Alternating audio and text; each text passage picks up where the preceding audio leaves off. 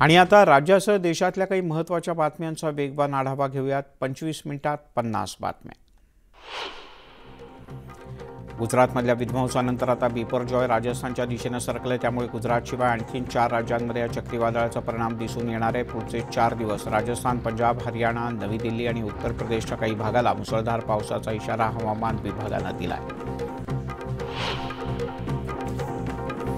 बिपरजॉयमुळे झालेला परिणाम पाहता पश्चिम रेल्वेनं खबरदारीचा उपाय म्हणून 18 जूनपर्यंत 99 गाड्या रद्द केल्या आहेत। याशिवाय 3 गाड्या अपेक्षित स्थळी पोहोचण्यापूर्वी थांबवण्यात आल्या आहेत, तर इतर 7 गाड्या त्यांच्या निश्चित स्थानकाच्या ऐवजी दुसऱ्या स्थानकावरून चालवल्या जातील। बिपरजॉय चक्रीवादळाचा परिणाम मुंबईच्या समुद्र किनाऱ्यावर अजूनही पाहायला मिळतोय। गेटवे ऑफ इंडिया परिसरात समुद्राला उधाण आलंय, उंच लाटा उसळत आहेत। इथे पर्यटकांना पोलिसांनी फिरण्यासाठी बंदी घातली आहे। किनारपट्टीवर फिरण्यास पालिकेनं मनाई केली असून पर्यटकांची मात्र अनेक ठिकाणी गर्दी होती। गोंदिया शहराला पाणीपुरवठा करणारी पाईपलाईन लीक झाल्यानं नाल्यातील पाणी शिरून शहराला दूषित पाण्याचा पुरवठा होतो आहे। दूषित पाण्यामुळे नागरिकांचं आरोग्य धोक्यात आलं आहे। मात्र नगरपरिषद गप्प असल्यानं नागरिकांनी संताप व्यक्त केला आहे। नगरपरिषदेनं लवकरात लवकर स्वच्छ पाण्याचा पुरवठा सुरू करावा अशी मागणी नागरिकांची आहे। मावळच्या अतिदुर्गम भागातील फणसराई या आदिवासी पाड्याला उन्हाचा मोठा फटका बसलाय। पावसाचे काही पत्ता नाही, पाण्याचे सगळे स्रोत आटलेत, त्यामुळे पिण्याच्या पाण्यासाठी आता वणवण करावी लागते। गोंदियामध्ये अवकाळी पावसामुळे भाजी पिकाला मोठा फटका बसला। यामुळे बाजारपेठेत भाज्यांची आवक घटली असून दर गगनाला भिडलेत। मिरची, गवार, सिमला मिरची यासह इतर भाज्यांचे दर सुमारे 80 रुपयांपर्यंत पोहोचलेत। कांदा आणि बटाट्याचे भाव सुद्धा वधारले आहेत। बाजारपेठेत डाळिंबीची आवक घटल्यानं दर वधारले आहेत। डाळिंबाला किलो मागे 250 ते पावणे 300 रुपयांचा भाव मिळतोय। सांगलीमध्ये उन्हाच्या कडाक्यामुळे कोयना धरणानं तळ गाठलाय। कोयना आणि चांदोली धरणात अत्यल्प पाणीसाठा असल्यामुळे सांगलीमध्ये पाटबंधारे विभागाच्याकडून शेतीसाठी खासगी पंप चालकांवर उपसा बंदी लागू करण्यात आली। मराठवाड्यात मोठ्या प्रमाणात पाणी टंचाई निर्माण झाली, त्यामुळे शेतपिकांसह पिण्याच्या पाण्याचा प्रश्न जिल्ह्यात वेगवेगळ्या ठिकाणी आता जाणवू लागलाय। मराठवाड्यातील 71 गावं आणि 22 वाड्यांना 77 टँकरच्या माध्यमातून पाणी पुरवठा केला जातोय। राज्यामध्ये रोजगार हमी योजनेचं जॉब कार्ड नसल्यामुळे फळबाग अनुदानासाठी अपात्र ठरलेल्या हजारो शेतकऱ्यांना राज्य सरकारनं दिलासा दिलाय। राज्य सरकार पुरस्कृत फळबाग योजनेसाठी 102 कोटी रुपयांचा निधी वापरण्यास मान्यता देण्यात आली, त्यामुळे जॉब कार्ड नसलेल्या शेतकऱ्यांना नव्या बागा उभारण्यासाठी प्रोत्साहन मिळणार आहे। जळगावात 1.5-2 महिन्यांनंतर सोन्याचे दर प्रतितोळा 60,000 रुपयांच्या खालती आलेत। मंगळवारी 60,000 रुपयांवर असलेलं सोनं बुधवारी 400 आणि गुरुवारी 250 रुपयांनी घसरलं आणि 59,350 वर पोहोचलं। हे दर आणखीन कमी होतील असा अंदाज आहे। मनमाड शहराला पाणी पुरवठा करणाऱ्या वागदरडी धरणाची मोठ्या प्रमाणात दुरवस्था झाली आहे। धरणाच्या सुरक्षा भिंतीतून पाणी झिरपतंय। सुरक्षा भिंतीत ठिकठिकाणी खड्डे पडले आहेत। धरणाच्या दुरुस्तीसाठी दरवर्षी लाखो रुपये खर्च केले जातात, पण त्याची अवस्था काय आहे आणि हा निधी नेमका जातो कुठे असा प्रश्न आता नागरिक विचारू लागले आहेत। पीएमपीच्या ताफ्यात लवकरच 900 नव्या बस गाड्या दाखल होतील। यामध्ये 100 इलेक्ट्रिक आणि 200 सीएनजी बसचा समावेश आहे, अशी माहिती पालकमंत्री चंद्रकांत पाटील यांनी दिली। पुढच्या 7 महिन्यात या नव्या बस टप्प्याटप्प्याने पीएमपीच्या ताफ्यात दाखल होतील। पुण्यात लोहगाव विमानतळावरून विमानांची उड्डाणं वाढणार आहेत। नागपूरसह इतर राज्यात जाणाऱ्या विमानांची संख्या 10% वाढवली जाणार आहे। प्रवाशांची वाढती संख्या लक्षात घेता इंडिगोनं हा निर्णय घेतला आहे।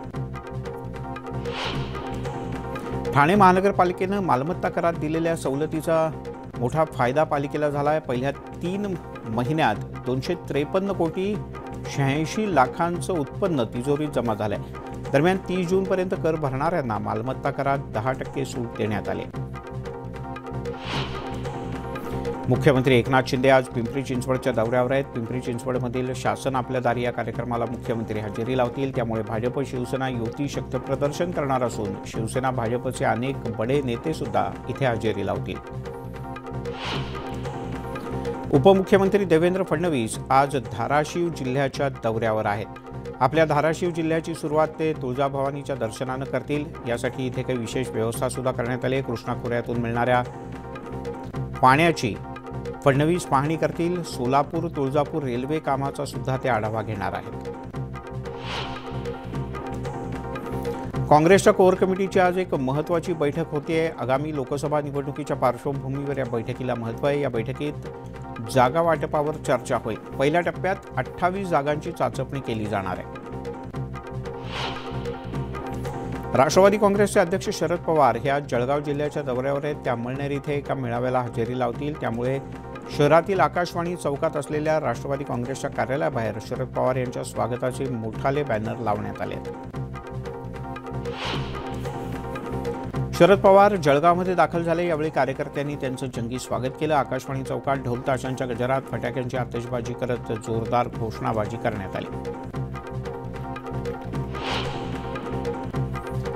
शिर्डी येथील अप्पर कार्यालयाचा अहमदनगर जिल्हा विभागाशी कोणताही संबंध नाही असं वक्तव्य महसूल मंत्री राधाकृष्ण विखे पाटील यांनी केलंय। सुविधांसाठी उपजिल्हाधिकारी कार्यालय सुरू करत आहोत, पण महाविकास आघाडीचं अपयश झाकण्यासाठी कार्यालयाच्या विरोधात बंद पुकारला जातो, अशी टीका विखे पाटील यांनी थोरात यांच्यावर केली।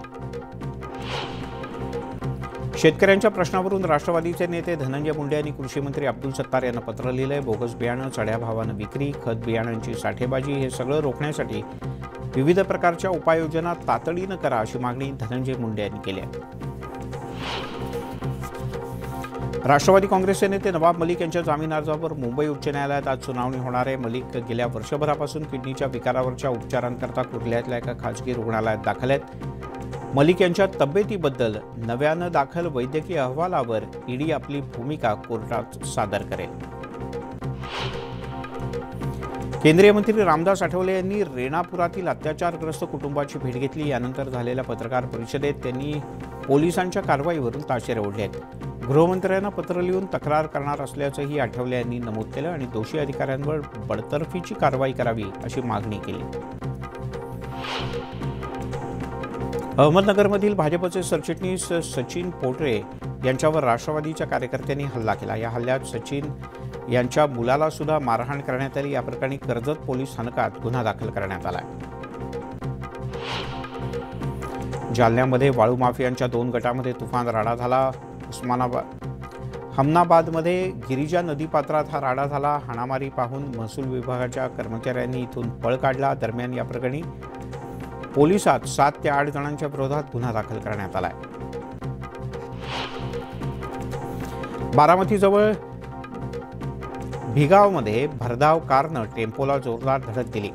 अपघातात एकाचा मृत्यू झालाय, 9 जण जखमी झाले। सोलापूर पुणे महामार्गावर हा अपघात झाला। वर्ध्यातील बोगस कपाशी बियाणं कारखाना प्रकरणी पोलिसांच्या तपासात काही धक्कादायक माहिती समोर आली। मुख्य आरोपी राजू जयस्वाल मागच्या 3 वर्षांपासून बोगस बियाणांचा व्यवसाय करत होता। सुरुवातीला तो मध्य प्रदेशातून बियाणं आणायचा। 2021 पासून तो गुजरातहून बियाणं आणून गुजरातला महाराष्ट्रात परवानगी असलेल्या बियाणांच्या नव्यानं प्रिंट करण्याचाही त्यानं उद्योग चालवला होता। जळगाव आणि बुलढाणा जिल्ह्यातील वारकरी भाविकांसाठी आषाढी वारीच्या निमित्तानं अनारक्षित विशेष रेल्वेगाडी धावणार आहे। ही रेल्वेगाडी 28 जूनला दुपारी 1:30च्या सुमारास भुसावळ स्टेशनातून रवाना होईल। त्यामुळे भाविकांना पंढरपूरला जाऊन विठुरायाचं दर्शन घेणं शक्य होणार आहे। देशातल्या बाजारामध्ये कापसाचा भाव स्थिरावलाय। अनेक ठिकाणी सध्या कापसाचा किमान दर हा 7,000पेक्षा कमी झाला असून सरासरी भाव हा 7,000 ते 7,400च्या दरम्यान आहे। आंतरराष्ट्रीय बाजारात सुद्धा कापसाचे वायदे आणि प्रत्यक्ष खरेदीचा भाव हा कमी झाला आहे। आंतरराष्ट्रीय बाजारात सोयाबीन, सोया तेल आणि सोयापिंडीच्या दरात सुधारणा झाली। देशातील बाजारात मात्र सोयाबीन अद्यापही 4,600 ते 5,000 रुपयांच्या दरम्यान मिळत आहे। सध्या सोयाबीनची बाजारात तेजी आहे, त्यामुळे मालाला उठाव नाही आणि दरही मर्यादित आहेत। आल्याच्या भावातील तेजी सध्या कायम टिकू नये। बाजारातील आल्याची आवक कमी असून मागणी मात्र मोठी आहे। सध्या आल्याचे भाव सरासरी 10 ते 12,000 रुपये प्रति क्विंटल इतके आहेत। हे भाव आणखीन वाढू शकतील किंवा आहेत याच्यावर टिकून राहतील असं तज्ज्ञांना वाटतं। धाराशिवमध्ये खरीप हंगामाच्या पूर्वतयारीसाठी लागणाऱ्या पीक कर्जाकरता जिल्ह्यातील बँका शेतकऱ्यांची अडवणूक करत असल्याचा धक्कादायक प्रकार समोर आला आहे। जिल्हाधिकारी सचिन ओंबासे यांनी बँकेत प्रत्यक्ष सूचना दिल्या तरी देखील बँक प्रशासन अडवणुकीची भूमिका घेत असल्यानं पीक कर्जासाठी शेतकरी अडचणीत आले आहेत। राज्यातील शाळा सुरू झाल्या असून पहिल्या दिवशी विद्यार्थ्यांना शासनातर्फे पुस्तकं देण्यात आली, पण या पुस्तकात QR कोड नाही। त्या QR कोडच्यामुळे शेतकऱ्यांना ऑनलाईन व्हिडिओ किंवा ऑडिओ आता पाहता येणार नाही। त्यामुळे ग्लोबल टीचर पुरस्कार विजेते शिक्षक रणजितसिंह डिसले यांनी सुद्धा नाराजी व्यक्त केली आहे। राजस्थानचे मुख्यमंत्री अशोक गेहलोत यांनी रक्षाबंधनाला 40 लाख महिलांना 3 वर्षाच्या इंटरनेट पॅकसह मोफत स्मार्टफोन देणार असल्याची घोषणा केली। त्यानुसार राजस्थान सरकारकडून महिलांना रक्षाबंधनाची खास भेट दिली जाणार आहे। सरकार महिलांच्या खात्यात ठराविक रक्कम जमा करणार असून या रकमेतून महिलांना त्यांच्या आवडीचा स्मार्टफोन खरेदी करता येईल। जम्मू काश्मीरच्या कुपवाडामध्ये सुरक्षा दलांची दहशतवाद्यांच्या सोबत जोरदार चकमक झाली। 3 दहशतवादी अजूनही लपून बसले असल्याचा संशय सुरक्षा दलांना आहे आणि सर्च ऑपरेशन सुरू आहे। लैंगिक छळवणूक प्रकरणी खासदार ब्रजभूषण सिंह यांच्या विरोधात आरोपपत्र दाखल करण्यात आलं। दरम्यान अल्पवयीन कुस्तीपटूच्या आरोपांनंतर कोणतेही ठोस पुरावे न मिळाल्यानं तक्रार रद्द करण्याची शिफारस दिल्ली पोलिसांनी केली आहे। उत्तर प्रदेशातल्या कुशीनगरमध्ये घराला भीषण आग लागली। या आगीत एकाच कुटुंबातील 6 जणांचा होरपळून मृत्यू झाला। मृतांमध्ये 5 बालकांचा समावेश आहे। बुलेटिनमध्ये घेऊयात एक छोटासा ब्रेक, लगेचच परत येतो।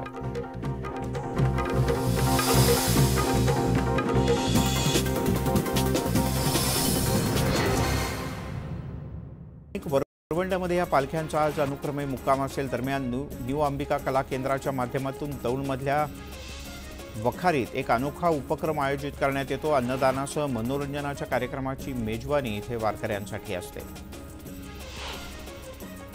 विशाळगड परिसरातील पशुबळीच्या मुद्द्याला धार्मिक रंग देण्याचा प्रयत्न करू नये असे खडेबोल न्यायालयानं सुनावले आहेत। तुर्तास बंदीच्या आदेशाला कोणतीही अंतरिम स्थगिती देण्यास नकारही दिलाय। 5 जुलैपर्यंत राज्य सरकारला भूमिका स्पष्ट करण्याचे निर्देश देत उच्च न्यायालयानं सुनावणी तहकूब केली। बीड जिल्ह्यातल्या रेणापूरमधील कुटुंब तबधाले यांची रामदास आठवले यांनी भेट घेतली। गिरीधर तबधालेचा केवळ 3,000 रुपयांसाठी सावकाराच्या मारहाणीत मृत्यू झाला। या पीडित कुटुंबाला 2 लाख रुपयांची आर्थिक मदत आठवले यांनी जाहीर केली। अंमळनेरमधील दंगल प्रकरणी 10 ते 14 जून पोलीस कोठडीत असलेला अशफाक शेख सलीम याचा रुग्णालयात मृत्यू झाला। या प्रकरणी तत्कालीन पोलीस निरीक्षक, सहपोलीस निरीक्षक यांना निलंबित करून CID चौकशी करावी अशी मागणी मुस्लिम बांधवांनी केली आहे। इंटरनेटच्या जगतात धुमाकूळ घातलेल्या व्हॉट्सअप पिंक व्हायरस पुन्हा एकदा सक्रिय झाला आहे। सायबर भामटे एका विशिष्ट लिंक व्हॉट्सअपवर पाठवतात, त्यामुळे आपल्या मोबाईलचा संपूर्ण डाटा हॅक होतो। शहरात सुद्धा आतापर्यंत 5 ते 6 जण याला बळी पडले आहेत। त्यामुळे संभाजीनगरमध्ये चिंतेचं वातावरण आहे। प्रवर्तन बहुउद्देशीय संस्था जळगाव यांच्यासह टोकरे आदिवासी कोळी समाजातर्फे जिल्हाधिकारी कार्यालयासमोर 1 दिवसीय धरणं आंदोलन करण्यात आलं। प्रांताधिकारी हे टोकरे कोळी समाजाच्या विद्यार्थी आणि नागरिकांना दूषित भावनेतून दाखले देत नाहीत असा आरोप करण्यात येतोय। पाडापाडीचं राजकारण करू नका असं अजित पवार म्हणतात, मात्र पाडापाडीचा पहिला बळी मीच होतो अशी खंत अनिल बोंडे यांनी व्यक्त केली। यावेळी त्यांनी अजित पवार यांच्यावर निशाणा साधला। तुमचं सरकार होतं तेव्हा तुम्ही काय केलं असा प्रश्नही त्यांनी उपस्थित केला। राज्यात आपला पक्ष नंबर 1 झाला पाहिजे, फक्त भ्रष्टाचाऱ्यांना जेलमध्ये टाका असंही अनिल गोटे म्हणाले। उरण पोलीस ठाण्याचे उपनिरीक्षक सिंधू मुंडे यांना लाचलुचपत विभागानं सापळा रचून पकडलाय। एका गुन्ह्यातील आरोपीला मदत करण्यासाठी त्याच्या नातेवाईकांकडून 60,000 रुपयांच्या रकमेची मागणी त्यांनी केली होती। यातील 50,000 रुपयांची लाच घेताना त्यांना रंगेहात पकडण्यात आलं। मोसमी पाऊस कोकणात दाखल झाला असला तरी त्याचा पुढचा प्रवास खोळंबलेला आहे। नैऋत्य मोसमी वारे 15 जूनला मुंबई महाराष्ट्र व्यापतील अशा प्रकारचा अंदाज फोल ठरलाय। आता 23 जूनपासून मोसमी वारे महाराष्ट्रासह मध्य भारतात सक्रिय होण्याची शक्यता हवामान विभागानं वर्तवली आहे। मुंबईला पाणी पुरवठा करणाऱ्या 7ही धरणातील राखीव साठा मिळून 48 दिवस पुरेल इतका पाणीसाठा उपलब्ध आहे. मात्र जून महिना निम्मा ओसरला तरी अद्याप पावसाला सुरुवात झालेली नाही. आणखीन किमान 15 दिवस वाट पाहून जून अखेरीस पाणी कपातीचा निर्णय घेतला जाईल असं मुंबई मनपाच्या प्रशासनानं म्हटलंय. त्यामुळे मुंबईकरांना जुलै महिन्यात पाणी कपातीला सामोरं जावं लागू शकतं. राष्ट्रवादी काँग्रेसचे नेते आणि माजी मंत्री नवाब मलिक यांच्या जामीन अर्जावर मुंबई उच्च न्यायालयात आज सुनावणी होणार आहे. मलिक गेल्या वर्षभरापासून किडनीच्या विकारावरच्या उपचारांकरता कुर्ल्यातल्या एका खासगी रुग्णालयात दाखल आहेत. मलिक यांच्या तब्येतीबद्दल नव्यानं दाखल केलेल्या वैद्यकीय अहवालावर आज ईडी आपली भूमिका कोर्टात स्पष्ट करेल. गर्भवती महिलेकडे आधार कार्ड नसल्यानं उपचार नाकारल्याची घटना राजावाडी रुग्णालयात घडली. या घटनेनंतर अनेक संस्थांनी व्यक्त केलेला रोष पाहता मुंबई मनपाच्या कार्यकारी अधिकारी यांनी स्पष्ट इशारा दिलाय. आधार कार्ड नसल्याच्या कारणानं गर्भवती महिलेवर उपचार किंवा तपासणीविना परत पाठवल्यास संबंधितांवर कारवाई करण्याचे आदेश देण्यात आले. राज्यातील नागरिकांमधील वाढत्या स्थूलपणाची समस्या लक्षात घेऊन वैद्यकीय शिक्षण विभागानं स्थूलपणा जनजागृती आणि उपचार एक अभियान हाती घेतलंय. राज्यातील सरकारी कार्यालयांमधील कर्मचारी आणि अधिकाऱ्यांच्या स्थूलपणाची तपासणी करण्याचा निर्णय घेण्यात आला. येत्या 19 ते 26 जूनच्या दरम्यान राज्यातील सरकारी कार्यालयांमध्ये ही मोहीम राबवली जाईल.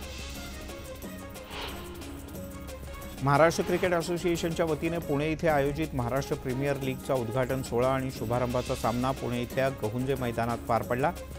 IPLमधील स्टार खेळाडू ऋतुराज गायकवाडनं पहिल्या सामन्यातील धडाकेबाज अर्धशतक, सिने अभिनेत्री अमृता खानविलकरचं नृत्य सादरीकरण, महिला क्रिकेटपटूंचा सन्मान हे या पहिल्या दिवशीच्या खेळाचं वैशिष्ट्य ठरलं.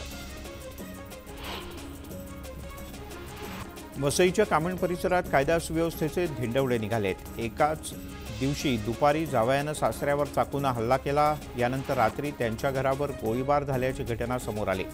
इब्राहिम शेख असं आरोपीचं नाव असून फरार आरोपीचा शोध सुरू आहे.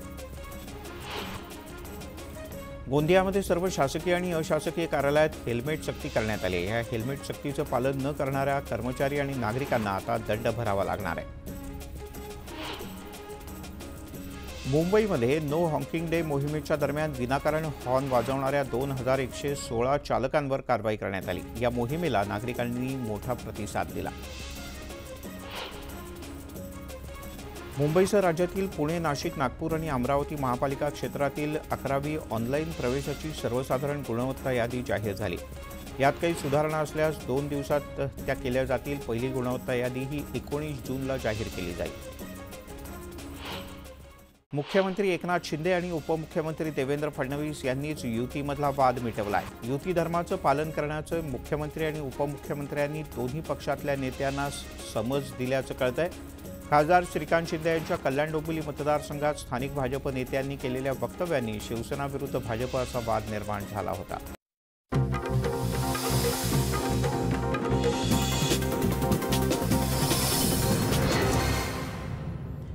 ब्रेकनंतर आपल्या सगळ्यांचं पुन्हा एकदा स्वागत. उत्तर प्रदेशच्या फिरोजाबादमध्ये लग्नात नाचण्यावरून 2 गटांमध्ये तुफान हाणामारी झाली. या राड्यामध्ये 2 गटांनी एकमेकांवर दगडफेकही केली. हा व्हिडिओ सोशल मीडियात व्हायरल झाला. या घटनेमध्ये 7 जण जखमी झाले असून त्यांच्यावर रुग्णालयात उपचार सुरू आहेत. आसाम त्रिपुरा सीमेवर पोलिसांनी मोठी कारवाई केली आहे. कप सिरपची बेकायदेशीरपणे राज्याबाहेर वाहतूक करणारे 3 ट्रक पोलिसांनी जप्त केलेत. यामधून कप सिरपच्या 95,000 बाटल्या जप्त करण्यात आल्या. पुरीमध्ये जगन्नाथ मंदिरात दर्शनासाठी 19 जून रोजी तिकिटांची विक्री केली जाणार आहे. तिकीटधारकांनाच मंदिराच्या दक्षिण दारातून आज सोडलं जाईल. त्यासाठी 7,000 तिकिटांची विक्री होईल. यासोबत बुलेटिनमध्ये घेऊयात एक छोटासा ब्रेक. थोड्याच वेळात ताज्या बातम्या घेऊन येते माझी सहकारी श्वेता.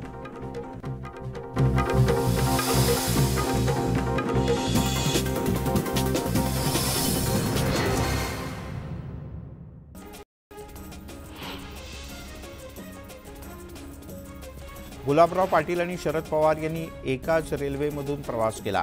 यावेळेला दोघांच्या भेटीमुळे राजकीय वर्तुळात चर्चांना उधाण आलं. योगायोगानं ही भेट झाली. जिल्ह्याचा विकास आणि पाणीपुरवठा योजनांसंदर्भात विस्तृत चर्चा झाल्याचं गुलाबराव पाटील यांनी म्हटलंय. काँग्रेसच्या कोर कमिटीची आज महत्त्वाची बैठक होती। आगामी लोकसभा निवडणुकीच्या पार्श्वभूमीवर ही बैठक होत असून बैठकीत जागा वाटपासंदर्भात चर्चा होईल। पहिल्या टप्प्यात 28 जागांची चाचपणी केली जाणार आहे। जळगावमध्ये जळके, वावडदा, वराड, लोणवाडी, भिलवाडी इथे शेतकरी आक्रमक झाले आहेत। वारंवार वीज पुरवठा खंडित होत असल्यानं पिकांना मोठा फटका बसतोय। त्यामुळे संतप्त शेतकऱ्यांनी महावितरणच्या अधिकाऱ्यांना बाहेर काढत कार्यालयाला टाळं ठोकलं। गेल्या वर्षी ईडी आणि आयकर विभागाच्या छापासत्रामुळे साखर कारखाने चर्चेत आले होते। अजित पवार यांनी नंदुरबारमधल्या आयन मल्टीट्रेड साखर कारखान्याला अचानक भेट दिली। या कारखान्याच्या भेटीनंतर विविध प्रकारच्या चर्चा सुरू झाल्यात। वणी सप्तशृंगी मंदिरामध्ये ड्रेस कोड लागू होणार का याबद्दल लवकरच निर्णय होणार आहे। या संदर्भात मंदिराच्या विश्वस्तांनी एक बैठक घेतली असून पुढच्या बैठकीत म्हणजे येत्या 8 दिवसात त्यावर अंतिम शिक्कामोर्तब होईल। या बैठकीत ड्रेस कोडच्या संदर्भातला निर्णय घेऊन जाहीर केला जाईल। दरम्यान मंदिरात तोकडे कपडे घालून प्रवेश करू नये यावर सुद्धा या बैठकीत चर्चा झाली। संत ज्ञानेश्वर माऊलींची पालखी 18 जूनला साताऱ्यातल्या लोणंदमध्ये दाखल होईल। त्यानिमित्तानं प्रशासनाकडून पालखीच्या स्वागताची जय्यत तयारी करण्यात आली असून मंत्री शंभूराज देसाई यांनी दत्तघाट पालखी मार्ग लोणंद इथल्या तळाची पाहणी केली। यासोबतच पालखी तळावर देसाई यांनी वृक्षारोपण सुद्धा केलं। माऊलींची पालखी आज सासवड तर तुकोबारायांची पालखी आज यवतहून मार्गस्थ होईल। जेजुरी आणि वरवंडमध्ये या पालख्यांचा आज अनुक्रमे मुक्काम असेल। दरम्यान न्यू अंबिका कला केंद्राच्या माध्यमातून दौंडमधल्या वखारीत एक अनोखा उपक्रम आयोजित करण्यात येतो। अन्नदानासह मनोरंजनाच्या कार्यक्रमाची मेजवानी इथे वारकऱ्यांसाठी असते। विशाळगड परिसरातील पशुबळीच्या मुद्द्याला धार्मिक रंग देण्याचा प्रयत्न करू नये असे खडे बोल न्यायालयानं सुनावलेत। तुर्तास बंदीच्या आदेशाला कोणतीही अंतरिम स्थगिती देण्यास नकारही दिलाय। 5 जुलैपर्यंत राज्य सरकारला भूमिका स्पष्ट करण्याचे निर्देश देत उच्च न्यायालयानं सुनावणी तहकूब केली। बीड जिल्ह्यातल्या रेणापूरमधील कुटुंब तबघाले यांची रामदास आठवले यांनी भेट घेतली। गिरीधर तबघालेचा केवळ 3000 रुपयांसाठी सावकाराच्या मारहाणीत मृत्यू झाला। या पीडित कुटुंबाला 2 लाख रुपयांची आर्थिक मदत आठवले यांनी जाहीर केली। अंमळनेरमधील दंगल प्रकरणी 10 ते 14 जून पोलीस कोठडीत असलेला अशफाक शेख सलीम याचा रुग्णालयात मृत्यू झाला। या प्रकरणी तत्कालीन पोलीस निरीक्षक, सहपोलीस निरीक्षक यांना निलंबित करून सीआयडी चौकशी करावी अशी मागणी मुस्लिम बांधवांनी केली आहे। इंटरनेटच्या जगतात धुमाकूळ घातलेल्या व्हॉट्सअप पिंक व्हायरस पुन्हा एकदा सक्रिय झाला आहे। सायबर भामटे एका विशिष्ट लिंक व्हॉट्सअपवर पाठवतात, त्यामुळे आपल्या मोबाईलचा संपूर्ण डाटा हॅक होतो। शहरात सुद्धा आतापर्यंत 5 ते 6 जण याला बळी पडले आहेत। त्यामुळे संभाजीनगरमध्ये चिंतेचं वातावरण आहे। प्रवर्तन बहुउद्देशीय संस्था जळगाव यांच्यासह टोकरे आदिवासी कोळी समाजातर्फे जिल्हाधिकारी कार्यालयासमोर 1 दिवसीय धरणं आंदोलन करण्यात आलं। प्रांताधिकारी हे टोकरे कोळी समाजाच्या विद्यार्थी आणि नागरिकांना दूषित भावनेतून दाखले देत नाहीत असा आरोप करण्यात येतोय। पाडापाडीचं राजकारण करू नका असं अजित पवार म्हणतात, मात्र पाडापाडीचा पहिला बळी मीच होतो अशी खंत अनिल बोंडे यांनी व्यक्त केली। यावेळी त्यांनी अजित पवार यांच्यावर निशाणा साधला। तुमचं सरकार होतं तेव्हा तुम्ही काय केलं असा प्रश्नही त्यांनी उपस्थित केला। राज्यात आपला पक्ष नंबर 1 झाला पाहिजे, फक्त भ्रष्टाचाऱ्यांना जेलमध्ये टाका असंही अनिल गोटे म्हणाले। उरण पोलीस ठाण्याचे उपनिरीक्षक सिंधू मुंडे यांना लाचलुचपत विभागानं सापळा रचून पकडलाय। एका गुन्ह्यातील आरोपीला मदत करण्यासाठी त्याच्या नातेवाईकांकडून 60,000 रुपयांच्या रकमेची मागणी त्यांनी केली होती। यातील 50,000 रुपयांची लाच घेताना त्यांना रंगेहात पकडण्यात आलं। मोसमी पाऊस कोकणात दाखल झाला असला तरी त्याचा पुढचा प्रवास खोळंबलेला आहे। नैऋत्य मोसमी वारे 15 जूनला मुंबई महाराष्ट्र व्यापतील अशा प्रकारचा अंदाज फोल ठरलाय। आता 23 जूनपासून मोसमी वारे महाराष्ट्रासह मध्य भारतात सक्रिय होण्याची शक्यता हवामान विभागानं वर्तवली आहे। मुंबईला पाणीपुरवठा करणाऱ्या 7ही धरणातील राखीव साठा मिळून 48 दिवस पुरेल इतका पाणीसाठा उपलब्ध आहे। मात्र जून महिना निम्मा ओसरला तरी अद्याप पावसाला सुरुवात झालेली नाही। आणखीन किमान 15 दिवस वाट पाहून जून अखेरीस पाणी कपातीचा निर्णय घेतला जाईल असं मुंबई मनपाच्या प्रशासनानं म्हटलंय. त्यामुळे मुंबईकरांना जुलै महिन्यात पाणी कपातीला सामोरं जावं लागू शकतं. राष्ट्रवादी काँग्रेसचे नेते आणि माजी मंत्री नवाब मलिक यांच्या जामीन अर्जावर मुंबई उच्च न्यायालयात आज सुनावणी होणार आहे. मलिक गेल्या वर्षभरापासून किडनीच्या विकारावरच्या उपचारांकरता कुर्ल्यातल्या एका खाजगी रुग्णालयात दाखल आहेत. मलिक यांच्या तब्येतीबद्दल नव्यानं दाखल केलेल्या वैद्यकीय अहवालावर आज ईडी आपली भूमिका कोर्टात स्पष्ट करेल. गर्भवती महिलेकडे आधार कार्ड नसल्यानं उपचार नाकारल्याची घटना राजावाडी रुग्णालयात घडली. या घटनेनंतर अनेक संस्थांनी व्यक्त केलेला रोष पाहता मुंबई मनपाच्या कार्यकारी अधिकारी यांनी स्पष्ट इशारा दिलाय. आधार कार्ड नसल्याच्या कारणानं गर्भवती महिलेवर उपचार किंवा तपासणीविना परत पाठवल्यास संबंधितांवर कारवाई. टॉप 18 प्रायोजक पुष्कराज नाचणी सत्व, प्रत्येक आईचा विश्वास.